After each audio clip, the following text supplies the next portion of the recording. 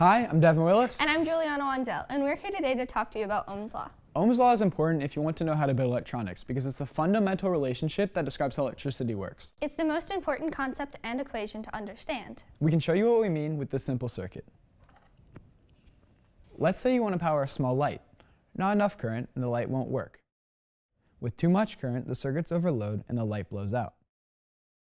Electricity runs through almost everything in our lives, like our homes, cell phones, and computers. And as makers, we want to understand how it works. Simply put, electricity is the flow of electrons from one atom to another. Electricity flows and moves a lot like water, or air.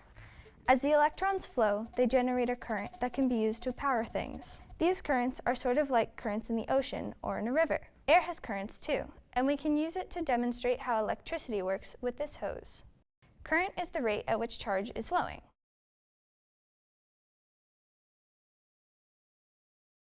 When we pinch the airflow, the narrow point will have resistance and the air flows slower past where it is pinched.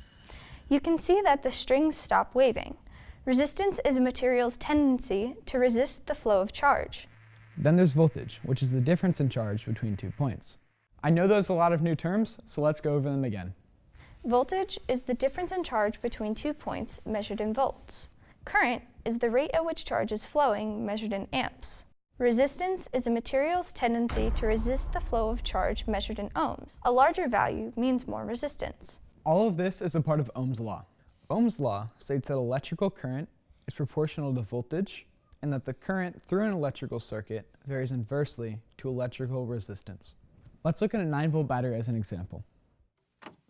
If we put a wire between the positive and negative sides, 1 volt over 1 ohm is equal to 1 amp. If the wire had an electrical resistance of 100 ohms, that would give us 0.09 amps flowing through our wire.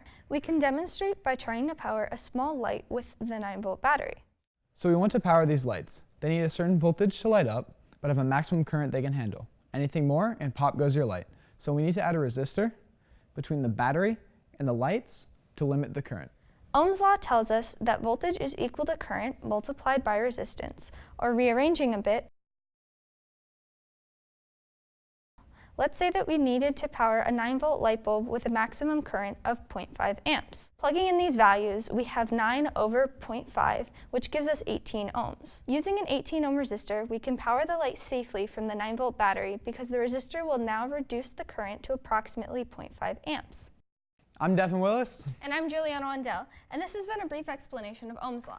For other videos in our Thinkers and Makers series, please visit the link at the bottom of the screen and have fun making stuff.